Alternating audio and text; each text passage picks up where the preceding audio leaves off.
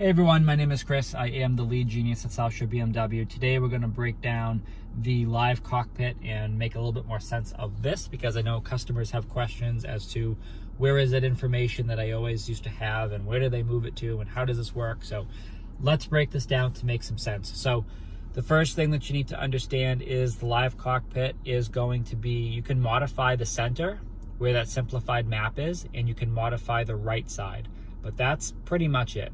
So what happens is we're going to look right on the right side, right over here.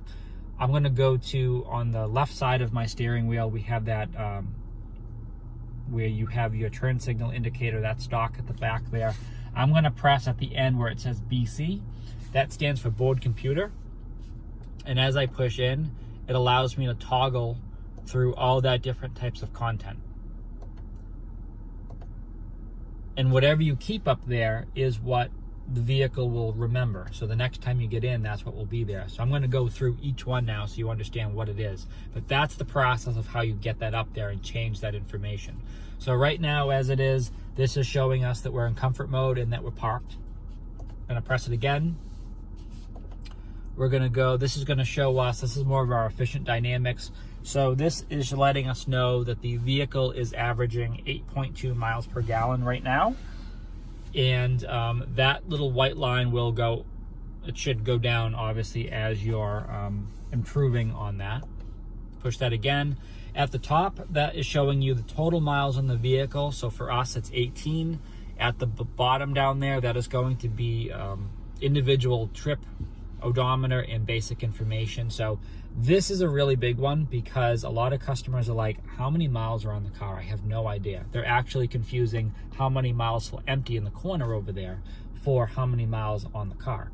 So that, I believe BMW switched that up because they're like, customers don't need to know all the time how many miles are on their car. If they need to recall the information, they certainly can. So I think that's why they kind of made that an option and it's not permanently on the display. But that is where it is, right there, right at the top of that line. The 13.7 right down there is how many miles on our last trip.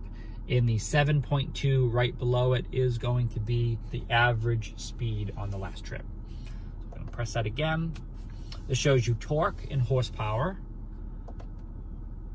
And then that shows you the G's. So how many G's are you pulling on the car, which I think is funny because that's something that we would normally see in our M models. But BMW is letting everyone have some fun just to kind of see that. So enjoy that one. And then we're at our entertainment. So that's a pretty cool one with the extended graphics in the background. So that kind of spreads out there. And then we're back to our comfort mode and being parked. So that is how you're going to modify that content in the side there. In the middle, we're going to turn this right over here just to show you. So you're going to go under car and then settings, and at the bottom there where it says display, we're going to tap on that and we're going to go under the instrument panel. So right at the top where it says map view, you can shut that off, which when you do, again, just nothing's there. That's just what you'll see the whole time.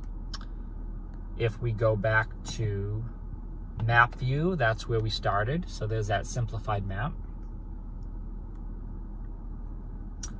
You can do the route preview, which you're not going to see too much here, but if you look over there, it kind of shows you your turn by turn, all of the lists. So look over there. So this is all the stuff that you're going to have to do coming up.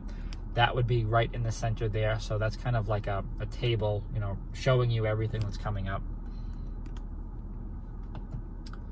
And then you go back to map view or shut it off. Underneath, you can have converted speed. So if you look at just right here, how we have miles per hour, if we go under converted speed, you can have kilometers right under there as well, if you need to have that in there. Additional information is going to be things like, let's move this over there so you can see. So we're going to have things about notes on tunnels or service areas. That's just going to pull up for your convenience if you want to see that. The reduced mode is pretty cool because when that is on, it just cleans everything up. So let me show you the difference. So again, this is normal and that's reduced. So if you are just kind of tired of seeing all this information and you prefer to have less, even less than that's already there, you can do reduce mode. So that's pretty cool. Aside from that, that's pretty much going to be everything that you can do here. When you do go into different driving modes, the graphics change, the colors change. You can see the little M stripes at the bottom for this one. Eco Pro is going to be the biggest change in terms of the content that you see on the display, because now if you look on the right side, this whole section is split in half.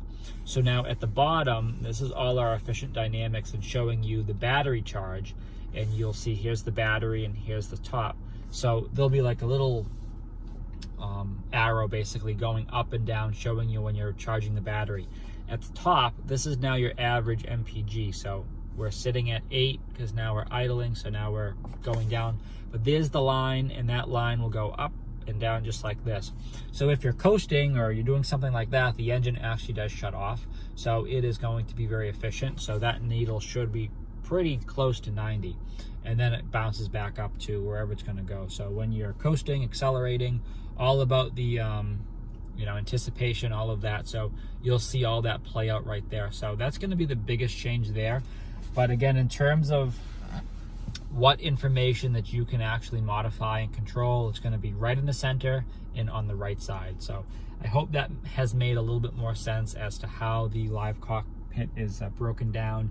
And this is pretty much going to be the same for all of our models there. I mean, it's all going to work the same. As long as you have iDrive 7, then you'll have this display, and it's all going to work the same. I do know some of the earlier versions of the X5 that first came out and the 3 Series that came out, all based off of the software. Some things were a little bit different, where we did keep the total miles on the car at the bottom down there somewhere. But since then, we have kind of cleaned that up a little bit, and you do have to kind of toggle through that information to get there. So everyone should be on the same page in terms of software updates and where everyone stands today in terms of how the display looks itself, because I do know there was a little bit of a difference when some of these cars were first launched, but the consistency seems to be pretty much on par now, so that's good. So please let us know if you have any questions, and I hope that this video has made a little bit more sense for you. So thanks for watching.